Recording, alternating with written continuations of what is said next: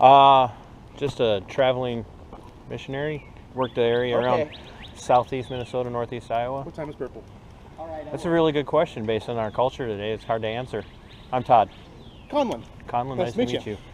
So that's the whole point of the book, is that we live in a postmodern culture where people have no problem saying that what's true for you, so what's true for Colin is true for Colin, what's true for Todd is true for Todd, and even though those two things, and I'm not saying they are for sure, but even those two things may be diametrically opposed to one another, we're both right. I guess so. Would you agree with that? Would you agree with the statement that we can't have any such thing as an absolute truth? I would agree with that statement, actually. So what are you studying, Conlin?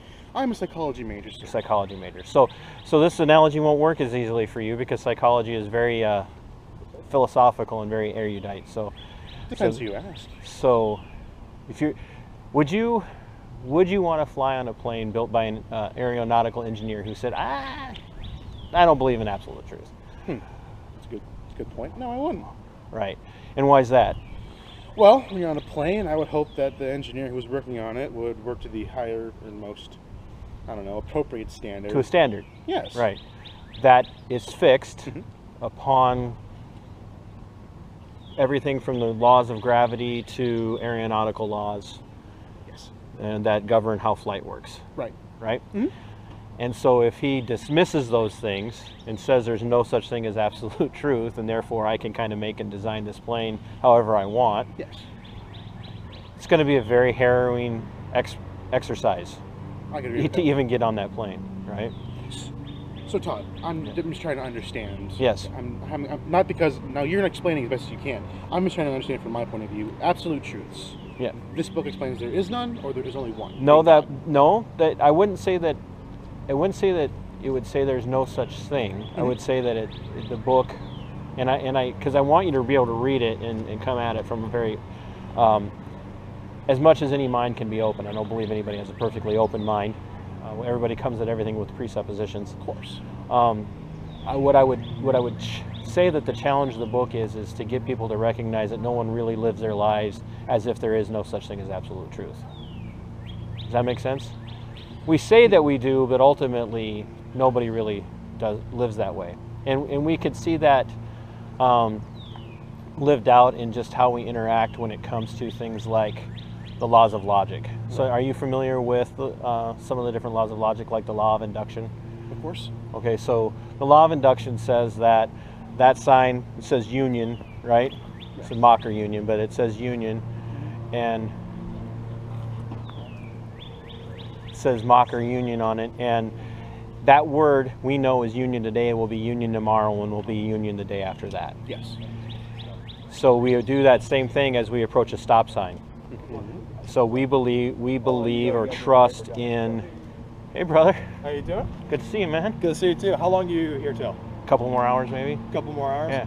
Sweet. I gotta go meet with the advisor, and I got class, and I'll probably be done around 2:30. Will you still be here? I should be here up until about 2:30. So. Sweet. Yeah, I'll catch you then. That's when my meter runs out on the parking. Okay, gotcha. So I'll grab you then. Is that okay? Yeah, that's fine. Sweet. Where was I? Oh, so we do that. So we use that same mentality or that same thought process with the law of induction. Was we approach a stop sign and a four-way stop, we're trusting that everybody's going to read that sign and it's going to say stop. Right. And so that's an absolute truth in the sense of everybody's working off of the law of induction. Okay. And so truth has to have an abstract source. And so logic and truth are abstracts. In other words, they exist outside of our own perception. Okay. Does that make sense? No, absolutely. So I'm not always really good at explaining what's going on in my head as compared to what I'm trying to actually communicate. No, I understand. So would you have a problem stating that there is such a thing as an absolute truth, even within the realm of thought or philosophy? To me, in truth is observable, and no matter what circumstance or situation it's given, it always occurs. Like I'm not disregarding your book, but let's say this: it's always going to fall. I literally have hundreds of them. Well, so I am taking this. I'm just making this as an example. It falls to the ground, right? And it always will fall down, no matter what the large body of mass with like Earth. And so that's a demonstrable, visual proof of a truth like gravity. Induction, probably yes, but I mean, you are right. Well, we're working off of we're working off of induction because we know when we drop it, it's going to fall. So there's the law of induction applied, viewable and visible through the proof of the law of gravity, Right. which is a physical law. Yes. Would you agree with that? I would. Okay. So, which goes back to my aeronautical engineer analogy. You're hoping that he's able to observe the truth of the law of gravity as well as other truths that sustain flight, and even so much as mechanical engineering, which drives the engine that flies the plane. Right. So that would be my argument, and I would say the argument of the book is that a truth, a standard of truth and a standard of ultimate truth dictates how we approach the truths of other things that are viewable. I can agree with that, actually, yes. So- You hold one thing true, you hold it true across all situations. Right. My beliefs in God hold steady no matter if I meet you or meet an imam or a priest or anything else. But tell me, you have a cross right here. Yep. What does this pertain with God? Because I only assume this is about God, which is only an example of the truth. Well, I would say that it's the cross itself is just a representative of what I'm doing out here. Okay. Um, So this isn't really religious per se, but then again, I see New Testament right here. No, I am a Christian. I'm a Christian missionary. I'm not going to argue that at all. So, and I don't have a problem saying that true Christianity is true religion. James says that in his book, that true religion is this, and then he goes on to describes examples of what true religion looks like. Right. So I don't have an issue with that. What I would take issue with is the idea that people have, even within Christianity, that everybody kind of gets to approach God on their own terms. And you disagree with that? I would disagree with that. Now, I would say there's truth in that everybody does approach God on their own terms, or chooses to not approach God based on their own terms. Right. But the God of creation actually has set up and imposed the terms by which we approach Him, and those are God's truth, which supersedes any idea of what our ideas of truth might be. So God's truths end up being what dictates everything, including free will, essentially. Our free will is what God kind of planned out. Well, it depends on how you're defining free will, Colin. Colin, right? Conlin. Conlin. I'm It's sorry. a weird name. It's no, all it's not. It's just I'm old and have to say people. I'm the only person you'll ever meet who has this name, actually. Because I'm the only person I've met with my name. No, watch. No, like I'll go out and do this on another campus and meet another Conlin. Hey, if you do, let me know. That'd be great. So, okay, I'm sorry. Continue. I didn't mean to interrupt. So, I would use as an example. Where were we taking this? So, God has dictated how we approach Him, and people will approach Him their own way, but that doesn't make their way the right way. So is there a right way? Well, according to God, there is. Yes, absolutely. And He has revealed that in His written Word, and He's also revealed that through His Son Christ, Right. who is God the Son. So Christian theology says that God is one God, three persons: God the Father, God the Son, God the Holy Spirit. And so He has revealed Himself through the written Word and through Christ, through God incarnate. And Jesus said that you worship God in spirit and in truth. So Jesus Himself was even an adherent to absolute truth, because He knew the absolute truth was the Godhead. Right. So the absolute standard of truth was the Godhead. So working off of that presupposition, and there again, like I said earlier, everybody has presuppositions that they approach scriptures with. Or not scriptures, but just everything in general. But everybody comes to even Christian scriptures or whatnot with this idea that, okay, I believe this or I don't believe that, and those are presuppositions. And with those presuppositions come baggage, and then that baggage can and will dictate how we respond to what God has said about Himself. Okay. All right. So tying in with truth and being now, if I'm understanding correctly, there are no absolute truths. Truth is subjective to each person. If I'm not understanding correctly. Well, there is absolute truth. Yes. People approach absolute truth subjectively, and then they'll dictate for themselves what they believe to be absolutely true or not. Okay, so there is an absolute truth. Absolutely. But the truth is construed depending on which person approaches it, and how they approach it, and how they see it. Right. Okay. And so our approach to truth doesn't dictate what is true. It just dictates how we respond to truth. I see. Some And- people might accept it. Some people might reject it. Right. Some people may say, yes, absolutely, God is the source of all truth. And Jesus, even before Pontius Pilate says, well, what is truth? And Jesus goes on and explains what truth is. And so what the argument of the book, or even the argument of Christian philosophy, and there are philosophers within Christianity, the argument of Orthodox Christian philosophy would say that God is the source of all truth. Whether or not people reject that isn't important. What's important is that God has revealed truth and has revealed how we are to come to him in what ways and what methods and what manners, and that it is through his word that we know these things, and that we are obligated as human beings to respond to it the way that he has said. Okay. So, let me ask you this. With truth, there obviously comes with human speculation. Not Yep, every human's no. going to agree with what God says is going to be the truth. Right, Is that absolutely. human? Now, I assume you use a King James. Is that right? No, actually I don't. What do you use? I prefer the New American Standard and the ESV. I'm not a Oh, I just grew up with the King James version, so I just Yeah. assume a lot of people do. But Yeah. I can appreciate different interpretations. Yeah, of I the actually Bible. prefer the NASB and the ESV. They're much more accurate Well, translations. Therein so. lies my point. Mhm. I would say there are at least a good, solid 10 big scriptures that are interpreted with the Bible. I grew up with King James. The Orthodox has their own version. The Catholic Church has their own version as well. Maybe King James as well. But Well, theirs is actually based off the Latin Vulgate, which is you know more than me about that then. So you would know more than that. How I see it, though, is that every interpretation of the Bible is a different approach to the truth. well, I would say there are interpretations of Scripture. So there are versions of the Bible that are interpretations, and then there are versions of the Bible that are translations. And so the two that I use happen to be translations off of the earliest known manuscripts. Okay. So- So full-on Greek, Latin, maybe some Hebrew in Actually, there. Greek, Hebrew, and Aramaic would be what the original texts were written in. So A man who knows his shit. I like that. I don't know it all, but I try. Well, it's good to know that.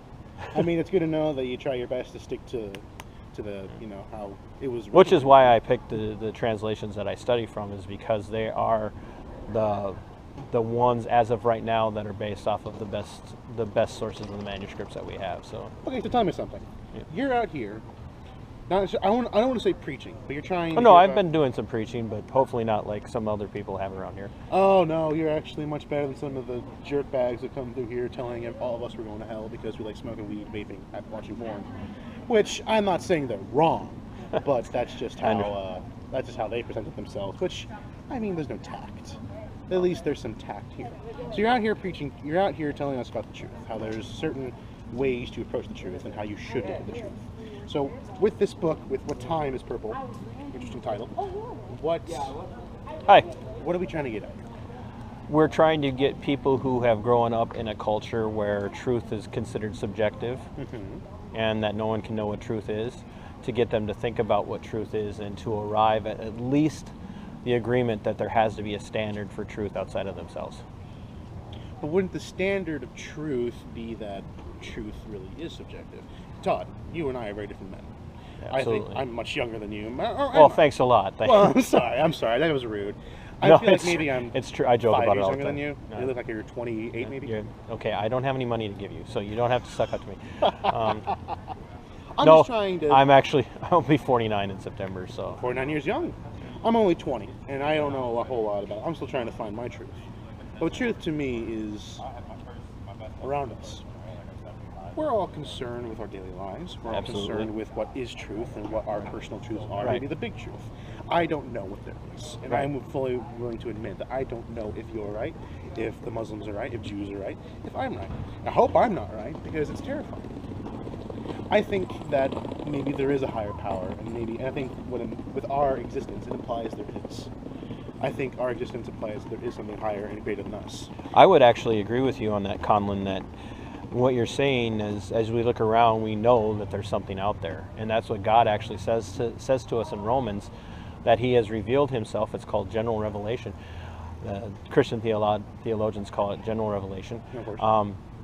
that God has revealed himself through creation, Well. in that man, in trying to understand that, and also because they love their sin and want to stay in it, have made for themselves idols out of the very things that God created that prove that he's real. And then he moves a step further and he says, but God, in other passages of the scriptures, has revealed himself also through his son Jesus Christ. And that's specific or special revelation, and that specific or special revelation proves to us who God is and that he's there, and how he demands that we come to him. And when I say demand, I mean it in the very strict use God demands. He says, you come to me in spirit and truth. You worship me in spirit and truth. And we worship God, the Father, or the Godhead in general. We worship him through the completed work and the finished work of Jesus Christ, who came and did what we cannot do, which was to live the perfect life none of us are capable of living. So Jesus is the truth to then approach God, living like Jesus. Well, no, living like Jesus is not the truth, because no one can live the way Christ did. But Christ was a man, was he not? As much as he was God, he was a man. He was 100% God and 100% man, which is what flies in the face of every other world religion. Jews deny that. Muslims say that he was a man, but he was just a great prophet. So they don't deny that he was a religious prophet. They just deny that he was God. And Jesus himself aligns himself, and this is the thing. Jesus would have to either be evil or crazy, because he aligned himself with God by calling himself God. He used the phrase ego eimi, which is God's way of referring to himself. As early as the Old Testament, when he appears to Moses in the burning bush, Moses says, who do I tell them sent me? And God responds to Moses and says, tell them I am, ego eimi, sent you. And that's how the Jews then referred to God for the rest of their existence in the Old Testament, even in the New Testament. And so Jesus identifies himself and says, I am. And he wasn't saying I am a God. He was saying I am God. And that outraged the Jews. It was blasphemous to them. They considered it blasphemy, which was one of the reasons they turned on him, was because he made himself God in their eyes. And so Jesus is the truth. Absolutely, because God is the truth and Jesus is God. That's an interesting way. I haven't thought about it that way, actually. Well, growing up Lutheran, they teach you that. I grew up Missouri Synod Lutheran, so. Ah, very good. I grew up ELCA, but there's a lot of parallels between the two, I think. There was at one time. They have grown drastically very distant. diverged from one another. Oh, you're telling me. So, all right. Well, Todd, as much as I would love to stay here, I do have to go to class, unfortunately. But I leave you with this. Truth is subjective. My friends and I debate this all the time, and they're the kind of guys who all they do is debate, and all they do is argue about things. They're those kind of guys. I don't mind those. Oh, no, I don't. That's what keep them around. So, really, I'll leave you with what I think is true. Lay it on me. think, Lay it on me. I think God is real. I think God is something that we, as humans, try very hard to understand and try very hard to accept. And some of us, like you, do. And I can admire that, and I can admire that there's a faith in something else. But I think God works through all of us, not in the way that a Christian says. A Christian thinks that God works through us because we all have a capacity for good, which I do believe that. And I also believe that God works through us in ways kind of like how he worked in the Bible. I think God, in the Old Testament, I think you're comfortable saying God was pretty scary in the Old Testament. He got a lot of shit done, and he did a lot of vengeance to dish out. In the New Testament, however, what do we see? God sending his only son, himself, died for our sins. I think, Todd, that God isn't an analogy like some atheists like to say, and how some non-agnostic theists like to say. No, I think God is your will coming out here to spread something that unites people, to spread something that you think is true. I might think differently, and I might think something else is different, but I think you and I have the same kind of base, a foundation, being that we all are children of God. No matter what we call him, Allah, Yahweh, Buddha, Zeus. I think God is something that we use because we know there is something more, and we know that there is much more to this material universe, I think. But I don't want to take up as much of your time, sir. You're fine. It was a pleasure to talk to you. I would love to have you engage with me further. I have a website and a YouTube channel, and I'll leave you with this since you left me with yours. Please do. the question is not whether or not what you think is true. Mm-hmm. The question is not whether or not what you think.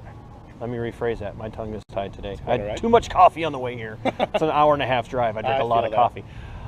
The question isn't whether or not what you get to determine your own truth based on what you think. The question is whether or not what you think is true. So while you are free to think your thoughts, you are not free to ascertain or determine your own truth based on your own thoughts, because you have a fallible mind. I do. Your mind is fallible. And so... Does it imply yours is as well? Oh, my mind is absolutely fallible. And that's why my thoughts don't determine truth, because on any given day, how I'm feeling about the God that I worship would therefore determine whether or not he is even real. And so my challenge to you is to think about what you've learned, having grown up Lutheran, and now as you study psychology and philosophy and theory and whatnot, make sure that you are approaching God not based on your thoughts and feelings or what you think, but make sure you're approaching him on his terms, because he has laid out very specific terms for how we are to approach him, and that is through Jesus Christ and through Christ alone. All right. And I would love to hear from you again, and I'd love to meet your buddies. They would love to meet you too. So, thank you very much again, Tom. I hope that I represented it well. And actually, compared to other people who've been on campus representing their own views and ideas and their own truths, I have to say you're by far the most tact I've ever seen. I've had vegans come here accuse me of being a murderer. I've had Christians coming here accuse me of being an adulterer and blasphemer, which I suppose in the definition of things I am. I would agree with them. I probably wouldn't necessarily agree with how they presented themselves. Because we're all blasphemers, we're all adulterers. So religion shouldn't be a finger to be pointing at. I think religion, and especially Christianity, should be a mirror to reflect upon things. I would agree with much of how you said that.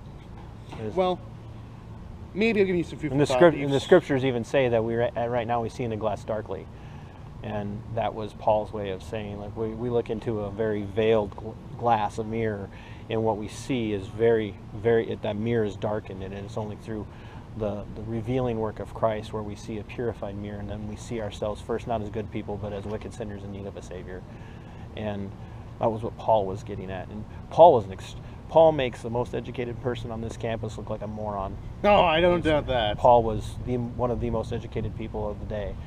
So, but we keep saying you got to go, and I keep holding you here. I keep anchoring you to the. You give me a lot to think about, sir, and I appreciate it. I would love to hear from you. I mean that. So. Well, if I don't hear from you, it's probably I forgot, but I'll keep your card on me at all times. I would love to hear from you. Thank you very much. It's nice to meet you, Conlin. Nice to meet Think you, about Tom. what we talked about. Oh.